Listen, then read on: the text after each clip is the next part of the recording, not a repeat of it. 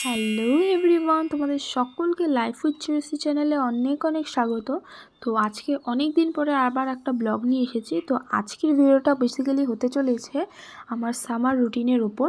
আর যেহেতু আমার কিছুদিন আগে বোর্ড শেষ হয়ে গেছে, তো তার জন্য এখন আমি বাড়িতে ফ্রি বসে আছি।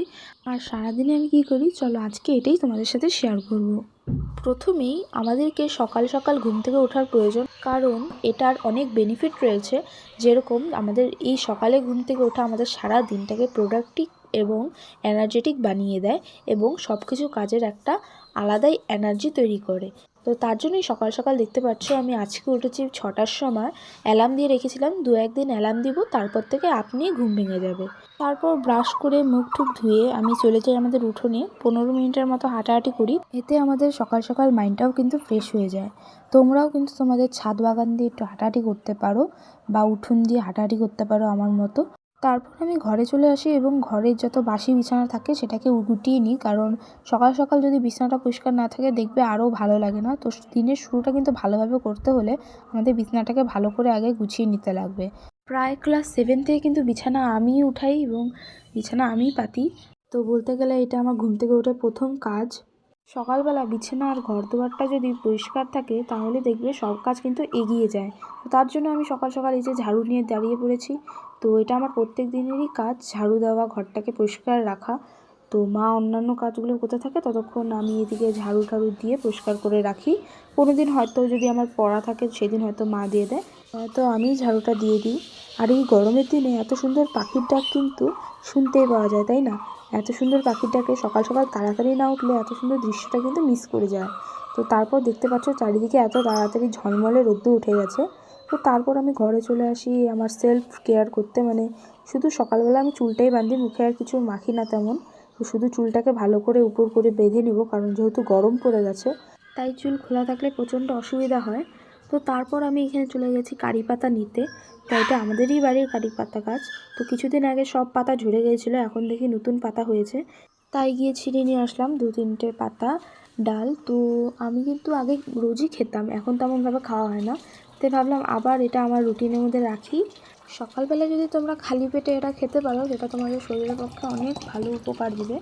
তো এটার অনেক আমি বেনিফিট পেয়েছি, তার জন্য আমি আবার খাওয়া শুরু করেছি।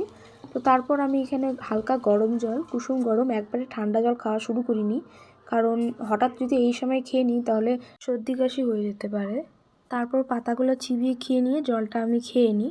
বলতে গেলে আমি তেমন একটা চা কিন্তু পছন্দ করি না, কিন্তু মাঝে মধ্যে খেয়ে নিই। যেমন আজকে সকালে খাওয়ার খুব ইচ্ছা হচ্ছিলো, তার জন্য ভাবলাম না, দুটো বিস্কুট দিয়ে একটু চা খাই। তারপরে আমি একটু যোগা করছি, কারণ যোগা বা এক্সারসাইজ আমাদের শরীরের পক্ষে খুব ভালো। তো তোমরা কিন্তু রোজ প্রত্যেক দিন 2-3টে করে এক্সারসাইজ তোমরা তোমাদের ডেলি রুটিনের মধ্যে রাখবে। তারপর আমার আজকে ইচ্ছে হলো যে আজকের ব্রেকফাস্টটা আমি বানাবো, তার জন্য দেখতে পাচ্ছ গাজর কেটে নিচ্ছি। গাজর আর আলু দিয়ে ভাজা করব আর সাথে রুটি বানাবো। তো এটাকে কাটতে আমার প্রচুর সময় লেগে গেছে। আমি চেষ্টা করি রোজ হেলদি খাবারই খাওয়ার। তো তার জন্য আমি এখানে গাজর আজকে নিয়েছি আলুর সাথে, শুধু আলু ভাজা করিনি, গাজরটাই বেশি দিয়েছি এবং আলুটা অল্পও দিয়েছি। আমাদের রোজই রুটি হয় বেশিরভাগ সকালের দিকে, আর দুপুরে এবং রাত্রেবেলা আমরা ভাত খাই। তো একবেলা আমাদের রুটি চলে, 3 বেলায় কিন্তু আমাদের ভাত খাওয়াটা উচিত নয়। তবে বাঙালি বলে কথা, 3 বেলা ভাত হবে না তো কী হবে বলো। কিন্তু তাও আমি তেমন একটা রুটি কিন্তু ভালোবাসি না, আমার মায়ের রুটিটা খায়, আমি কিন্তু ভাতই ভালোবাসি। আমাকে 3 বেলা ভাত দেবে, আমি ভাতই খেয়ে নেবো। তোমাদেরকে একটা কথা বলে দিই, তোমাদেরকে এতটুকু ভিডিও দেখার জন্য অনেক অনেক ধন্যবাদ। প্লিজ পুরো ভিডিওটা দেখো।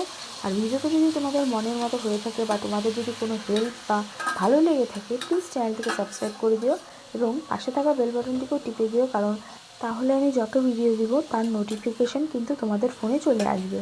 আর সাথে লাইকটাও কিন্তু করতে ভুলো না, আর বন্ধুদের সাথেও শেয়ার করো। আর তোমাদের সাথে কথা বলতে বলতে দেখতে পাচ্ছ আমার রুটিও কিন্তু ডান হয়ে গেছে। তো তারপর আমি বেশি দেরি করিনি, আজকে খুব তাড়াতাড়ি স্নানটা করে নিচ্ছি, কারণ সকাল সকালে কিন্তু স্নানটা করাও আমাদের উচিত। তারপর আমি এখানে জামা কাপড়গুলো ধুয়ে রাখছি, সকাল সকাল যেহেতু স্নান করে নিয়েছি, আর এখন যেহেতু গ্রীষ্মকাল তার জন্য ভাবলাম না, সবগুলো ধুয়েই দিই, তাহলে শুকিয়ে যাবে।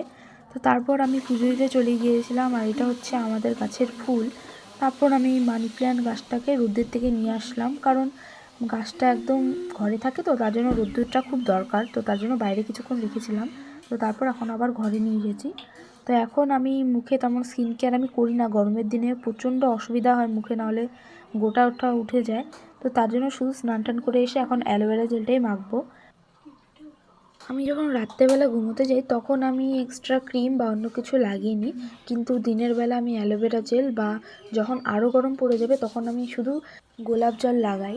তো এই আর কি আমার স্কিন কেয়ার। তারপর আমি শুধু একটা ভ্যাসলিন লাগিয়ে নেব, বাস, তাহলে আমার স্কিন কেয়ার রেডি। এখন শুধু চুলটাকে আঁচড়ে এই যে ক্লিপ লাগিয়ে নিলাম, হয়ে গেলাম। তো এখন আমি কিছু ফল খাবো। তো ফলের মধ্যে আছে কলা আর আছে পেঁপে। তো পেঁপেটা হচ্ছে আমাদের গাছেরই। তোমরা রোজ যদি তোমাদের সারাদিনের মধ্যে যে কোনো একটা ফল রাখো সেটা কিন্তু তোমাদের শরীরের পক্ষে খুবই ভালো। তো তার জন্য আমি আজকে এই দুটো ফলই খাচ্ছি। যখন যেটা পাই তখন সেটাই খেয়ে নিই আমি।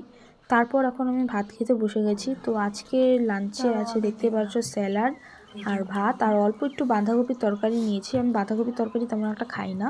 আর মা বানিয়েছিল এখানে ডিমের কারি, বাস এইতে লাঞ্চটা খেয়ে নিলাম। তারপর বিকেলবেলা একটু ইউটিউবের জন্য কতগুলো শর্টস শ্যুট করলাম। তো ভাবছি এখানেই আমার মর্নিং রুটিনটা এন্ড করে দিই। তো দেখা হচ্ছে নেক্সট ভিডিওতে। ততক্ষণের জন্য বাই বাই, টেক কেয়ার, আর কমেন্ট করতে কিন্তু ভুলো না।